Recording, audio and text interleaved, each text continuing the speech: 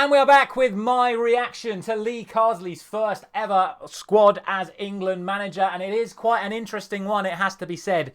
No less than 9 changes from the England squad that failed in the Euro final in the summer. That is quite a lot of changes in a 26-man squad. To make 9 changes just a couple of months later is rather staggering. Now, obviously, there is one major absentee due to injury, and that is, of course, Jude Bellingham. But 8 other changes, and look, there are certainly some interesting ones in there. I think most notably for me, he's decided to go for an extra attacking player rather than the extra defensive player, something that I was very critical about from the Gareth Southgate regime. But looking at that, we still don't have an out-and-out left-back in terms of the list of who's come in for who.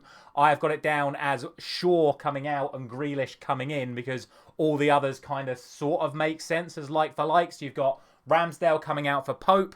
I think that is a very good decision. You have got Walker coming out for Rico Lewis. That is potentially the other one that could be due to injury, but we don't know. He might just be thinking it's time to get the young ones in and move the overage players out. So that might be a legitimate pick of Walker for Lewis, but Walker hasn't played for City so far this season, and Lewis has been doing okay. Trippier for Livramento, kind of like Walker and Lewis. It's just a Manchester City, now a Newcastle swap. Trippier, of course, could be leaving Newcastle. He's announced his retirement from England, but was that because he already knew he wasn't going to be included in this squad? Who knows? Trippier makes way for Livramento. And in terms of the rest of the back line, you've got Maguire and Levi Colwill coming in for Lewis Dunk and Joe Gomez. For me, I think that's pretty justified. Colwill's had a relatively good start to the season. Maguire, in my opinion, has had a very good start to the season, bar that one slight mistake against Brighton, but there were multiple errors involved in that goal. And yeah, in terms of defence, I think the only real controversy is still no Ben White. I think a lot of people have been clamouring for Ben White to be included in England squads. Obviously, he has that registered issue regarding his relationship with Gareth Southgate and more notably Steve Holland, but they've all been moved on as well. So it wasn't just Lee Carsley coming in for Gareth Southgate, but Ashley Cole, Joleon Lescott and Tim Dittmer have come in to the backroom staff, replacing Steve Holland, Jimmy Floyd Hasselbank, and I can't remember who the third backup was to Gareth Southgate. So Carsley's brought in his full under-21 backroom staff with him as well. So maybe a little bit of a surprise not to see Ben White in there. Let me know your thoughts down on that one in the comments section below. As for midfield, obviously we've already spoken about it. Jude Bellingham comes out of the side. His direct replacement is Morgan Gibbs-White, someone that Carsley knows very well from the under-21 squad. He was one of the key players in that under-21 squad.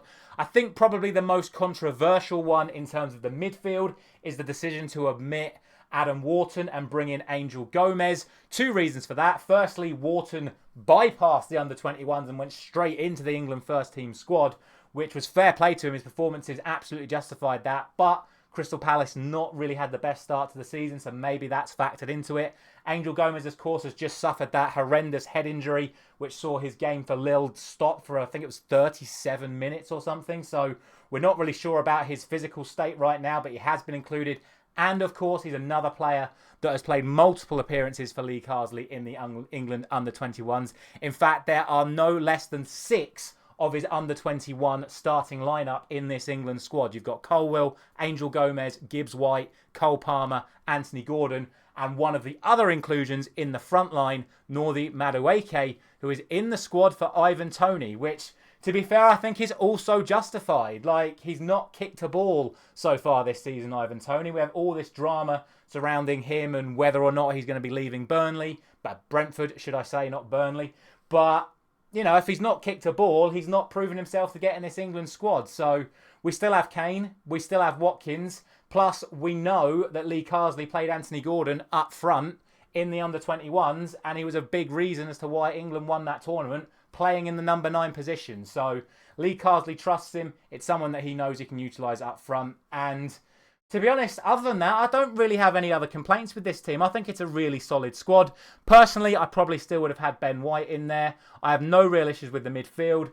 A lot of people saying, what does Marcus Rashford have to do to get back into the England squad? I've seen that in some of the replies to this. But, I mean, maybe start playing better. Maybe start getting yourself on side. Maybe start taking chances like most of these other players have. I know Jack Grealish is a kind of controversial one. He's obviously got himself back in the England squad, but I think most people would have taken Jack Grealish to the Euros. And if we are going to rely on less defenders and more forwards, I see no issue bringing Jack Grealish into it because we know his talents. He has something a little bit raw that none of these other players have. So for me, I think that's a pretty solid England squad.